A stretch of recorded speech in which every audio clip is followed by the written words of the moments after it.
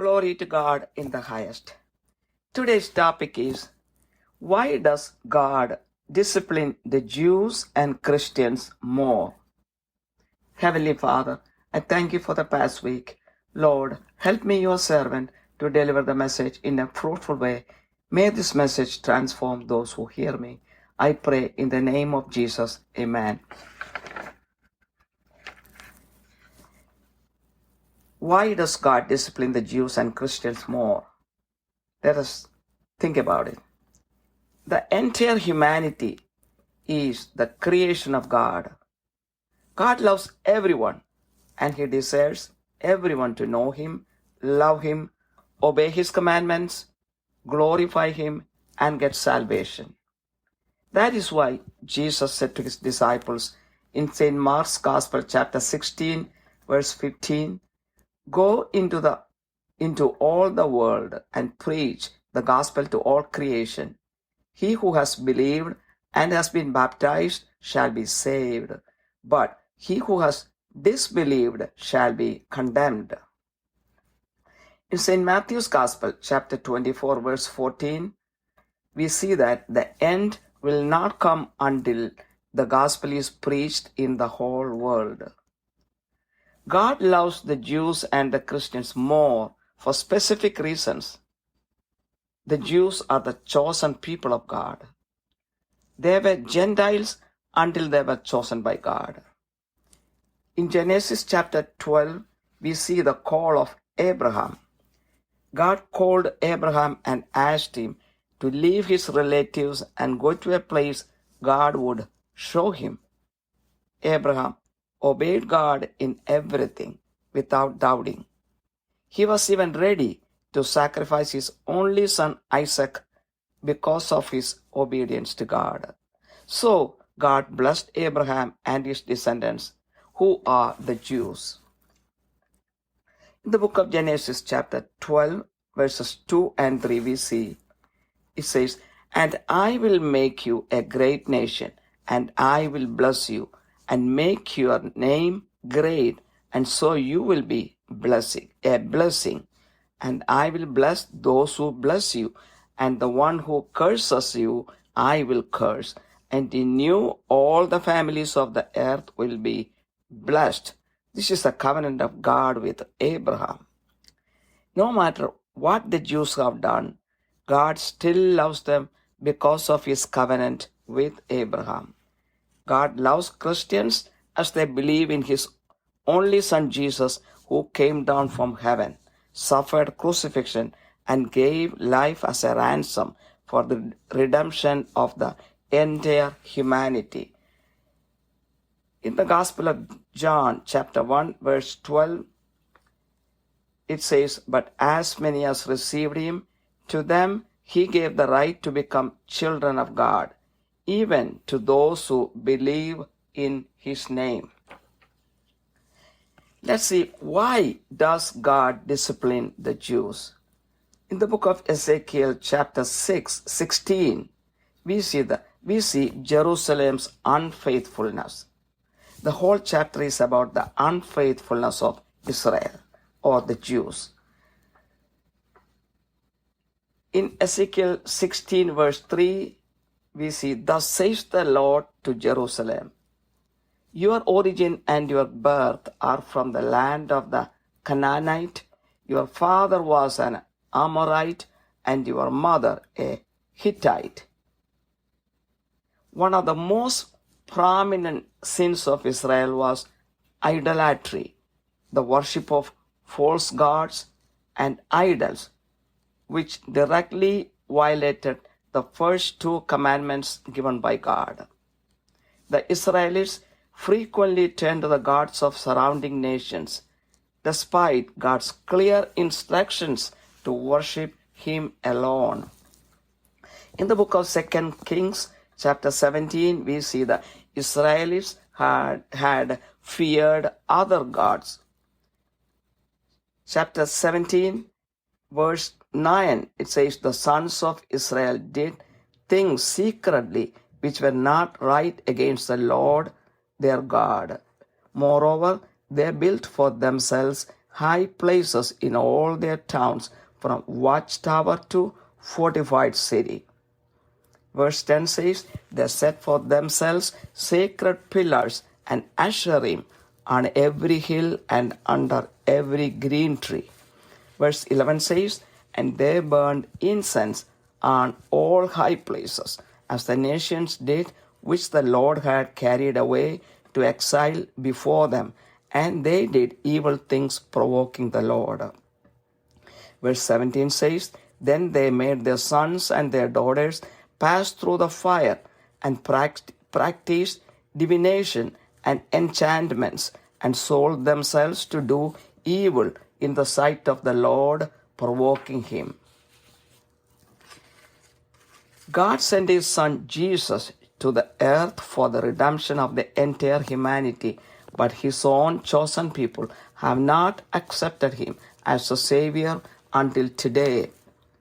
In St. Matthew's Gospel, chapter 23, verses 37 to 39 says, Jerusalem, Jerusalem, who kills the prophets and stones those who are sent to her.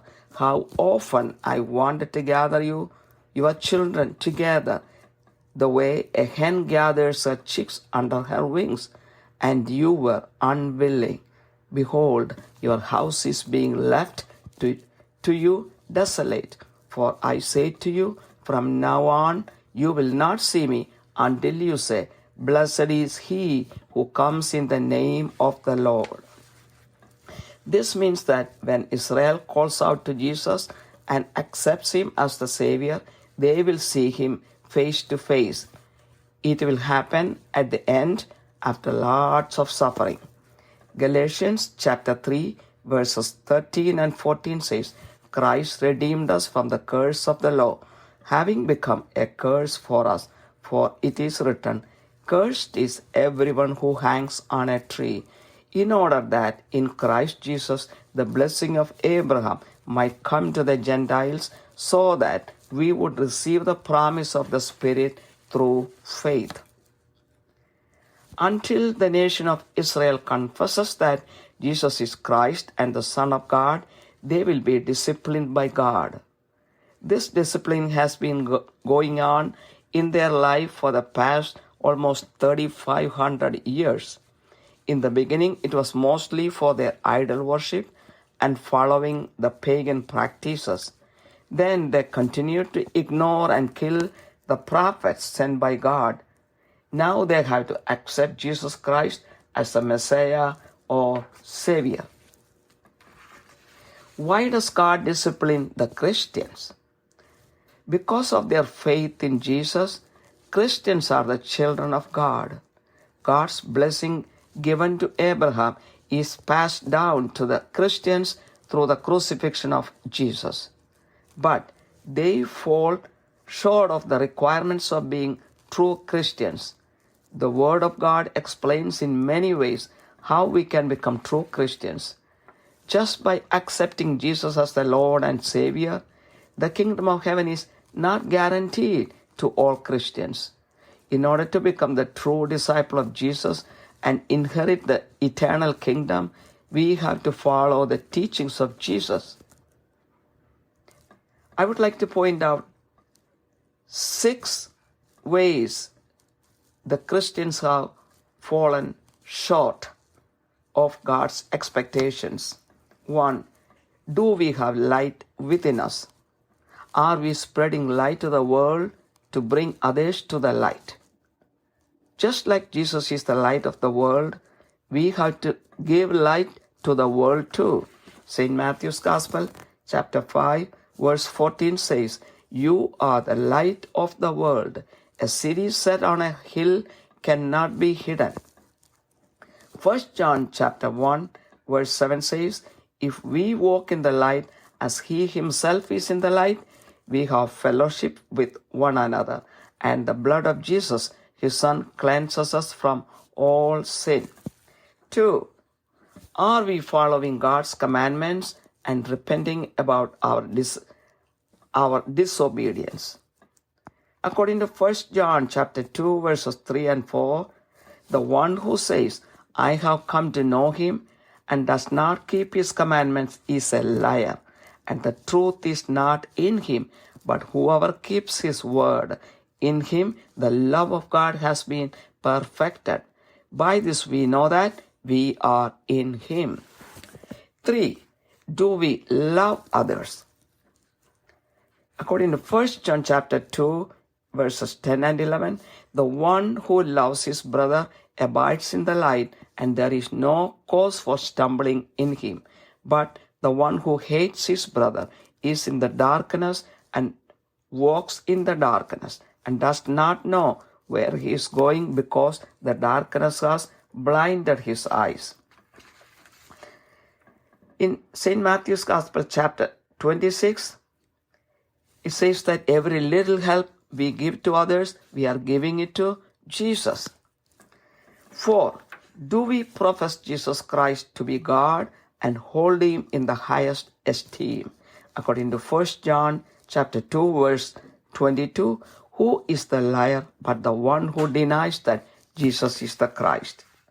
I know Christians who do not believe that he is the Son of God. 5. Do we practice righteousness as a Christian? According to 1 John chapter 2, verse 29, if you know that he is righteous, you know that everyone also who practices righteousness is born of him. 6. Do we pursue holiness in our life as a Christian?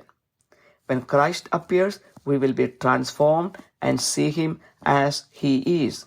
According to 1 John chapter 3, verse 3, and everyone who has this hope fixed on him purifies himself just as he is pure. A multitude of Christians believe that just by taking baptism, accepting Jesus as Savior, and going to church, they will be automatically admitted to heaven without any other effort from their part. This is a foolish assumption. Those Christians do not try to read or listen to or practice the Word of God in their lives. Their actions may seem good in front of the public, but God is not pleased with those people. As God is loving and merciful, he will discipline those Christians in different ways until it happens that they change their ways, repent, and follow God's path. This is the life experience of several Christians. Why is God not seriously disciplining the people of other religions? God is not disciplining the people of other religions because they don't know about God, even though they believe in a God. We discipline our children to make them better, but we don't go and discipline other people's children in the way we discipline our own children. In the same way, God is not disciplining the people of other religions in a serious way as he disciplines the Jews and the Christians. If they come to know about Jesus and refuse to accept him as their Savior, they have to face the last judgment. According to Mark chapter 16, verses 15 and 16, Jesus said, "Go into all the world and preach the gospel to all creation. He who has believed and has been baptized shall be saved, but he who has disbelieved shall be condemned." Even those who believe in Jesus as the Lord, but who do not live a holy life, also have to stand at the last judgment. God will start disciplining the people who belong to other religions once they accept Jesus as their Savior and get baptized. One good thing about lots of people in other religions is that they live a holy life more than the Jews and Christians. I have personally noticed lots of people like that. Their salvation will be quick once they accept Jesus as their Savior and get baptized. God's blessing given to Abraham will be passed down to the Gentiles as promised by God according to Genesis chapter 12, verse 3.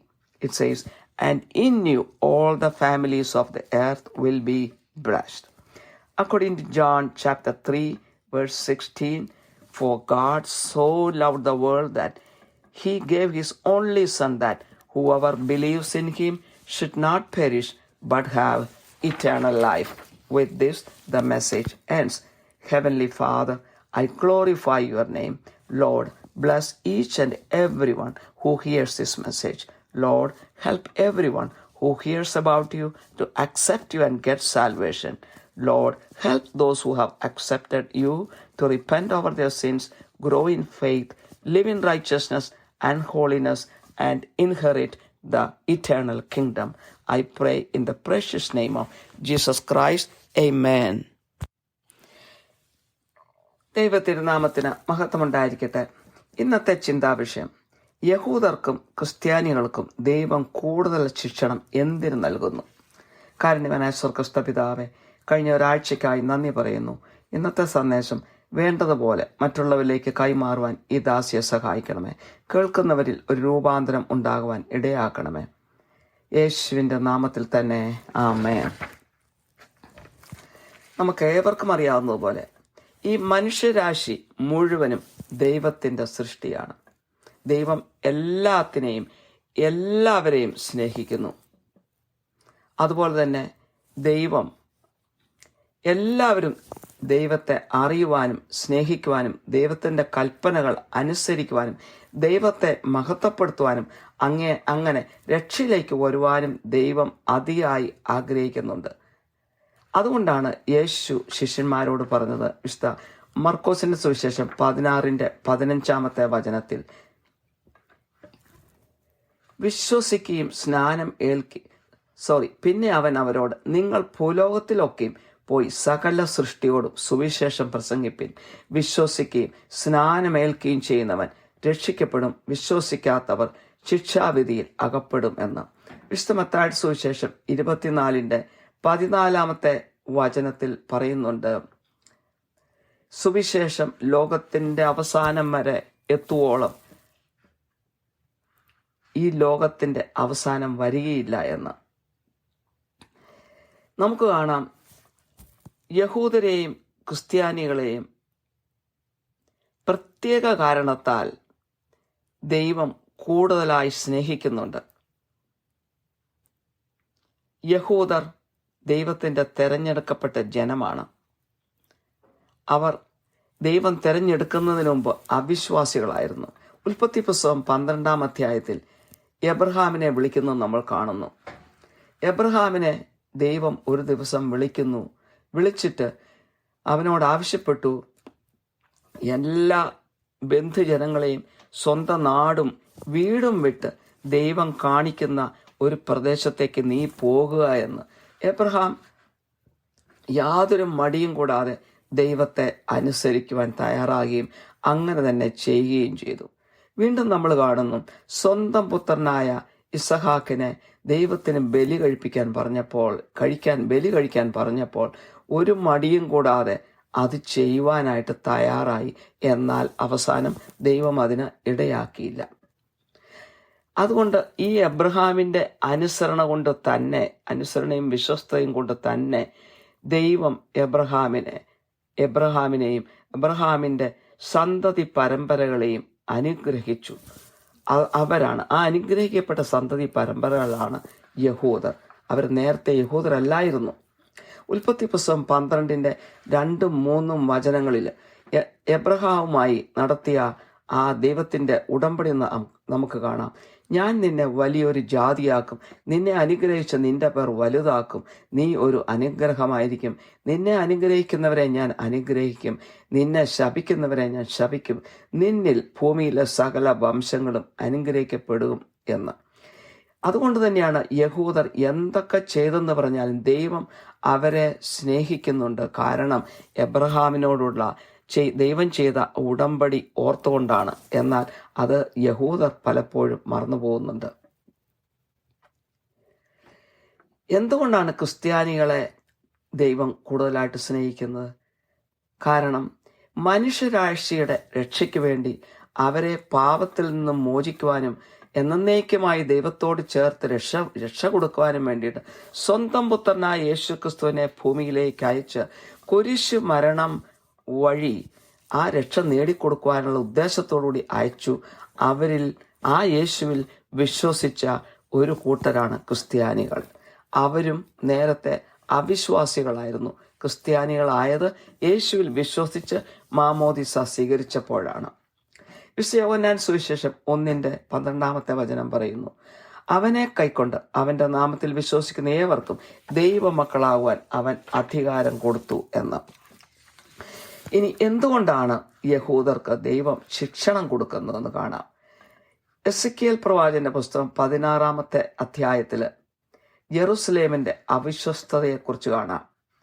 ആ അധ്യായം മുഴുവനും ഇസ്രായേലിന്റെ അവിശ്വസ്തതയെക്കുറിച്ചാണ് നമ്മൾ കാണുന്നത്. Ezekiel 16:3 കാണുന്നു, യഹോവയായ കർത്താവ് യെറുസലേമിനോട് ഇപ്രകാരം അരുളി ചെയ്തു, നിന്റെ ഉൽപ്പത്തിയും നിന്റെ ജനനവും കനാൻ ദേശത്താകുന്നു, നിന്റെ അപ്പൻ അമോര്യനും അമ്മ ഹിത്യ സ്ത്രീയും അത്രയെന്ന്.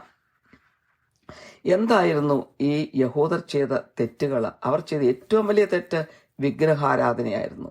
പിന്നെ അന്യ ദൈവങ്ങളുടെ വിഗ്രഹങ്ങളെ ആരാധിച്ചു. അങ്ങനെ തന്നെ അവർ ദൈവത്തിന്റെ ആദ്യത്തെ 2 പ്രമാണങ്ങളെയും അവർ ലംഘിച്ചു. തന്നെയുമല്ല, അതിർത്തി പ്രദേശങ്ങളിലുണ്ടായിരുന്ന ചെറിയ ചെറിയ ദേശങ്ങളിലെ ദേവന്മാരെയൊക്കെ അവരാരാധിക്കുവാൻ തുടങ്ങി. എന്നാൽ ദൈവം അവർക്ക് പ്രത്യേകമായ നിർദ്ദേശം കൊടുത്തിട്ടുണ്ടായിരുന്നു, ഞാനല്ലാതെ മറ്റൊരു ദൈവം നിങ്ങൾക്കുണ്ടാകരുത് എന്ന്. എന്നാൽ പലപ്പോഴും അവർ അതിനെ നിരാകരിച്ചുകൊണ്ടാണ് ഇപ്രകാരം ചെയ്തത്. 2 രാജാക്കന്മാരുടെ പുസ്തകം 17 അധ്യായത്തിൽ നമുക്ക് കാണാം, ഇസ്രായേൽ ജനം മറ്റ് ദൈവങ്ങളെ ഭയപ്പെട്ടു വരെയിരുന്നു. 17:9 പറയുന്നു, ഇസ്രായേൽ മക്കൾ തങ്ങളുടെ ദൈവമായ യഹോവയ്ക്ക് വിരോധമായി കൈക്കൊള്ളരുതാത്ത കാര്യങ്ങളെ രഹസ്യമായി ചെയ്ത് കാവൽക്കാരുടെ ഗോപുരം മുതൽ ഉറപ്പുള്ള പട്ടണം വരെ തങ്ങളുടെ എല്ലാ പട്ടണങ്ങളിലും പൂജാഗിരികൾ പണിതുവെന്ന്. 10 പറയുന്നു, അവർ ഉയർന്ന കുന്നിന്മേലൊക്കെയും പച്ചവൃക്ഷത്തിന് കീഴിലൊക്കെയും വിഗ്രഹ സ്തംഭങ്ങളും അശേര പ്രതിഷ്ഠകളും സ്ഥാപിച്ചു. 11 യഹോവ തങ്ങളുടെ മുമ്പിൽ നിന്ന് നീക്കിക്കളഞ്ഞിരുന്ന ജാതികളെ പോലെ അവർ സകല പൂജാഗിരികളിലും ധൂപം കാട്ടി യഹോവയെ കോപിപ്പിപ്പാൻ തക്കവണ്ണം ദോഷമായുള്ള കാര്യങ്ങളെ പ്രവർത്തിച്ചു എന്ന്. അതിൻ്റെ 17 പറയുന്നു, അവർ തങ്ങളുടെ പുത്രന്മാരെയും പുത്രിമാരെയും അഗ്നിപ്രവേശം ചെയ്യിച്ച് പ്രശ്നവും ആഭിചാരവും പ്രയോഗിച്ച് യഹോവയെ കോപിപ്പിക്കേണ്ടതിന് അവന് അനിഷ്ടമായുള്ളത് ചെയ്യുവാൻ തങ്ങളെ തന്നെ വിറ്റുകളഞ്ഞുവെന്ന്. എന്നാൽ മനുഷ്യരാശിയെ മുഴുവൻ രക്ഷിക്കുവാൻ വേണ്ടിയിട്ടാണ് ദൈവം വാഗ്ദാനം ചെയ്ത പ്രകാരം സ്വന്തം പുത്രനായ യേശുക്രിസ്തുവിനെ ഭൂമിയിലേക്ക് ഒരു ശിശുവായി മറിയത്തിൽ നിന്ന് ജനിക്കുവാൻ ഇടയാക്കിയത്. എന്നാൽ ദൈവം തിരഞ്ഞെടുക്കപ്പെട്ട ദൈവത്തിന്റെ സ്വന്തം ജനം തന്നെ ഇന്നുവരെ ആ യേശുക്രിസ്തുവിനെ രക്ഷകനായി അംഗീകരിച്ചിട്ടില്ല എന്നുള്ള ഒരു ദുഃഖവാർത്തയാണ്. വിശുദ്ധ മത്തായിയുടെ സുവിശേഷം 23 അധ്യായത്തിന്റെ 37 മുതൽ 39 വരെ ഉള്ള വചനങ്ങളിൽ ദൈവം അരുളി ചെയ്യുന്നു, യെറുസലേമേ യെറുസലേമേ, പ്രവാചകന്മാരെ കൊല്ലുകയും നിന്റെ അടുക്കൽ അയച്ചിരിക്കുന്നവരെ കല്ലെറിയുകയും ചെയ്യുന്നവളെ, കോഴി തൻ്റെ കുഞ്ഞുങ്ങളെ ചെറിയൻ കീഴിൽ ചേർക്കും പോലെ നിന്റെ മക്കളെ ചേർത്തുകൊള്ളുവാൻ എനിക്ക് എത്ര വട്ടം മനസ്സായിരുന്നു, നിങ്ങൾക്കോ മനസ്സായില്ല. നിങ്ങളുടെ ഭവനം ശൂന്യമായി തീരും. കർത്താവിൻ്റെ നാമത്തിൽ വരുന്നവൻ അനുഗ്രഹിക്കപ്പെട്ടവനെന്ന് നിങ്ങൾ പറയുവോളം നിങ്ങൾ ഇനി എന്നെ കാണുകയില്ല എന്ന് ഞാൻ നിങ്ങളോട് പറയുന്നു. അതായത് ഇസ്രായേൽ ജനം, യഹൂദർ മുഴുവനും യേശുവിൻ്റെ നാമം പറഞ്ഞ് നിലവിളിച്ച് യേശുവിനെ രക്ഷകനായി അംഗീകരിച്ചു കൊള്ളാമെന്ന് നിലവിളിച്ചുകൊണ്ട് പറയുമ്പോൾ അവർ യേശുവിനെ മുഖാമുഖം കാണുവാൻ ഇടയാക്കും. എന്നാൽ അത് അവസാന നിമിഷങ്ങളിലാണ് സംഭവിക്കുന്നത്. അതിനു മുമ്പായിട്ട് ഒത്തിരി സഹനങ്ങൾക്ക് കൂടി അവർ കടന്നു പോകേണ്ടി വരും. ഗലേഷ്യൻസ് 3:13-14 വചനങ്ങൾ പറയുന്നു, മരത്തിന്മേൽ തൂങ്ങുന്നവനെല്ലാം ശപിക്കപ്പെട്ടവൻ എന്ന് എഴുതിയിരിക്കുന്നത് പോലെ ക്രിസ്തു നമുക്ക് വേണ്ടി ശാപമായി തീർന്നു. ന്യായപ്രമാണത്തിന്റെ ശാപത്തിൽ നിന്ന് നമ്മെ വിലയ്ക്ക് വാങ്ങി. എബ്രഹാമിന്റെ അനുഗ്രഹം ക്രിസ്തു യേശുവിൽ ജാതികൾക്ക് വരേണ്ടതിന് നാം ആത്മാവെന്ന വാഗ്ദത്ത വിഷയം വിശ്വാസത്താൽ പ്രാപിപ്പാൻ തന്നെയെന്ന്. യേശു രക്ഷകനാണെന്നും ദൈവപുത്രനാണെന്നും ഇസ്രായേൽ ജനം, യഹൂദ ജനം ഏറ്റു പറയുന്നത് വരെ ദൈവം അവർക്ക് ശിക്ഷണം നൽകിക്കൊണ്ടിരിക്കും. ഇത് ഏതാണ്ട് അവരുടെ ജീവിതത്തിൽ കഴിഞ്ഞ ഏതാണ്ട് 3500 വർഷങ്ങളായിട്ട് ഈ ശിക്ഷണ നടപടികൾ നടന്നുകൊണ്ടേയിരിക്കുകയാണ്. തുടക്കത്തിൽ വിഗ്രഹാരാധനയും മറ്റ് അവിശ്വാസികളുടെ ദുരാചാരങ്ങൾ പ്രാക്ടീസ് ചെയ്യുന്നതുമായിരുന്നു അവരുടെ തെറ്റ്. പിന്നീട് അവർ ദൈവം അയച്ച പ്രവാചകന്മാരെ കൈക്കൊള്ളാതിരിക്കുകയും അവരെ കൊല്ലിക്കുകയും ചെയ്യുന്ന നടപടികളാണ് പിന്നീട് അവർ ചെയ്തത്. അവർ യേശുവിനെ രക്ഷകനായി അംഗീകരിക്കുന്നത് വരെ ഈ ശിക്ഷണ നടപടി ഇങ്ങനെ തുടർന്നുകൊണ്ടേയിരിക്കും എന്നാണ് വചനം പറയുന്നത്. ഇനി നമുക്ക് കാണാം എന്തുകൊണ്ടാണ് ക്രിസ്ത്യാനികളെ ദൈവം ശിക്ഷണപ്പെടുത്തുന്നത്. അവർ യേശുവിൽ വിശ്വസിച്ച് യേശുവിനെ രക്ഷകനായി അംഗീകരിച്ചുകൊണ്ട് ക്രിസ്ത്യാനികൾ ദൈവത്തിൻ്റെ മക്കളാണ്. എബ്രഹാമിന് ദൈവം കൊടുത്ത എബ്രഹാമുമായി ദൈവം ചെയ്ത ആ ഉടമ്പടി, അതായത് അവനെ അനുഗ്രഹം ആക്കുമെന്ന് പറഞ്ഞ ആ ഉടമ്പടി ക്രിസ്തുവിൽ വിശ്വസിച്ചപ്പോൾ യേശുവിൻ്റെ കുരിശുമരണം വഴി ക്രിസ്ത്യാനികളിലേക്ക് കൈമാറപ്പെടുകയാണ് ചെയ്യുന്നത്. യഹൂദന്മാരിലേക്കായിരുന്നു അത് കൈമാറപ്പെടേണ്ടത്, എന്നാൽ ക്രിസ്ത്യാനികളിലേക്കാണ് അത് വന്നത്. എന്നാൽ ഈ ക്രിസ്ത്യാനികൾ സത്യക്രിസ്ത്യാനികളെന്ന് പൂർണ്ണമായിട്ടും വിളിക്കാൻ യോഗ്യതയില്ലാത്തവരായി തീർന്നു. കാരണം അനേക തരത്തിലുള്ള പോരായ്മകൾ ക്രിസ്ത്യാനികളിലുണ്ട്. ക്രിസ്ത്യാനികൾ എന്നുള്ള ഒരു നാമം അവർക്ക് കിട്ടണമെങ്കിൽ അവർ വിചാരിക്കുന്നത് പോലെ മാത്രം നടന്നാൽ പോരാ. ദൈവത്തെ, യേശുവിനെ രക്ഷകനായി അംഗീകരിച്ചതുകൊണ്ട് മാത്രം അവർക്ക് സ്വർഗരാജ്യം ഓട്ടോമാറ്റിക്കായിട്ട് ഗ്യാരണ്ടീഡ് അല്ല. അതാണ് സത്യം. യേശുവിൻ്റെ യഥാർത്ഥ ശിഷ്യന്മാരായി തീരുകയും സ്വർഗരാജ്യം നിത്യമായി അവകാശപ്പെടുകയും ചെയ്യണമെങ്കിൽ യേശുവിൻ്റെ പഠിപ്പീരുകൾ, പ്രമാണങ്ങൾ അവർ പൂർണ്ണമായും പാലിക്കണം. എങ്കിൽ മാത്രമേ അവർക്ക് സ്വർഗരാജ്യത്തിൽ പ്രവേശിക്കുവാൻ സാധിക്കുകയുള്ളൂ. അപ്പോഴാണ് ദൈവം അവരെ ശിക്ഷണം ചെയ്യുന്നത്, നിർത്തൽ ചെയ്യുന്നത്. ഏതാണ്ട് 6 കാര്യങ്ങളാണ് എന്തുകൊണ്ടാണ് ഈ ശിക്ഷണം ഇങ്ങനെ കണ്ടിന്യൂ ചെയ്യുന്നത് എന്ന് നമുക്ക് മനസ്സിലാക്കാവുന്ന 6 കാരണങ്ങൾ. 1, നമ്മളിൽ പ്രകാശമുണ്ടോ? നമ്മളിലുള്ള പ്രകാശം നമ്മൾ മറ്റുള്ളവരിലേക്ക് പരത്തുന്നുണ്ടോ എന്ന് നമുക്ക് നോക്കാം.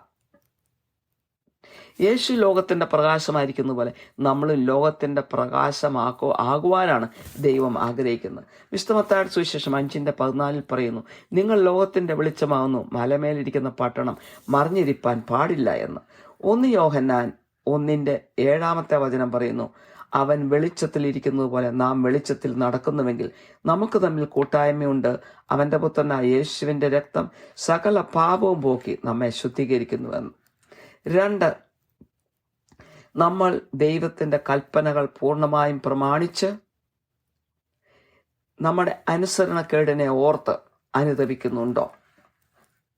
1 യോഹന്നാൻ 2:3-4 പറയുന്നു, അവന്റെ കൽപ്പനകളെ പ്രമാണിക്കുന്നുവെങ്കിൽ നാം അവനെ അറിഞ്ഞിരിക്കുന്നു എന്ന് അതിനാൽ അറിയുന്നു. അവനെ അറിഞ്ഞിരിക്കുന്നുവെന്ന് പറയുകയും അവന്റെ കൽപ്പനകളെ പ്രമാണിക്കാതിരിക്കുകയും ചെയ്യുന്നവൻ കള്ളനാകുന്നു, സത്യം അവനിൽ ഇല്ല എന്ന്. 3, നമ്മൾ മറ്റുള്ളവരെ സ്നേഹിക്കുന്നുണ്ടോ?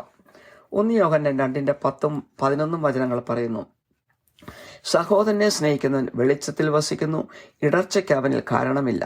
സഹോദരനെ പകയ്ക്കുന്നവനോ ഇരുട്ടിലിരിക്കുന്നു, ഇരുട്ടിൽ നടക്കുകയും ചെയ്യുന്നു.